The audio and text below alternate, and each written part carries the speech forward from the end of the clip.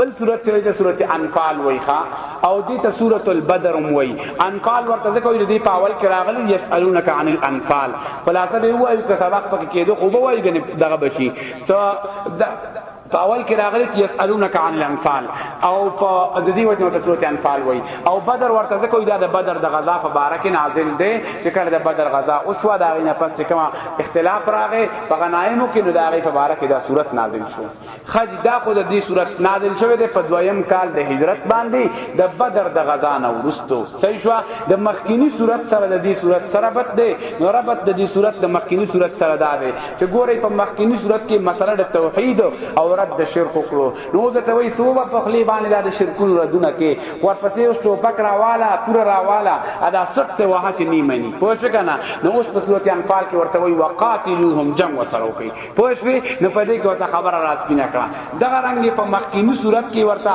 آداب د دعوت ذکر کړل نو په دې سورۃ کې ورته آداب د قتال او د جنگ ذکر کړي په مخکینی سورۃ کې چې کوم دی ورته ذکر وکړو د قبایح او د مشرکانو او د کافرانو نو په دې صورت کې ورته وایي چې کله پکې دا قبایح موجود دي دا بد اخلاق پکې موجود دي نو فضربوا فوق الاعناق واضربوا منهم كل بنان دا سټي وهي او دا بند وهي چې دا دغه شي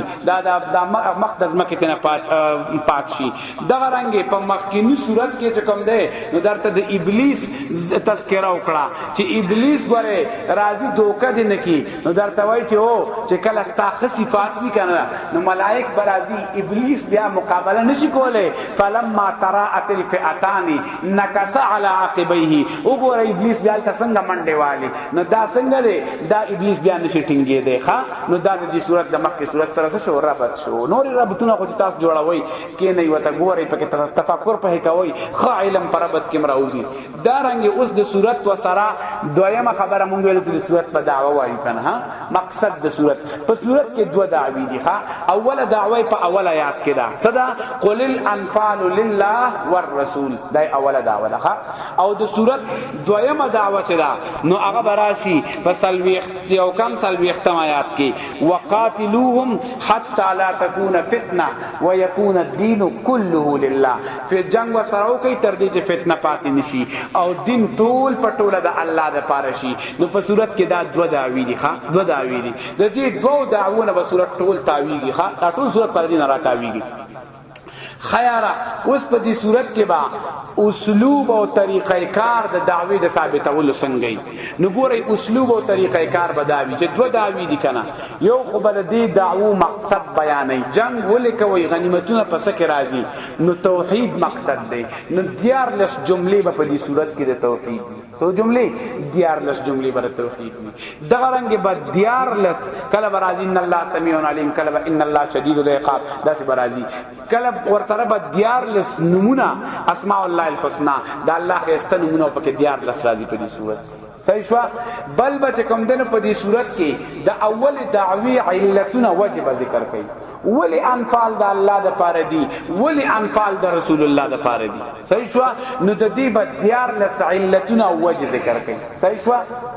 او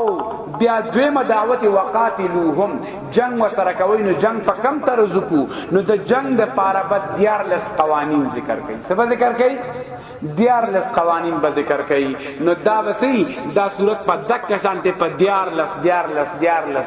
باندې تقسیمی سلور دیار لس تی په ښه او بدر کې صحابه ته دا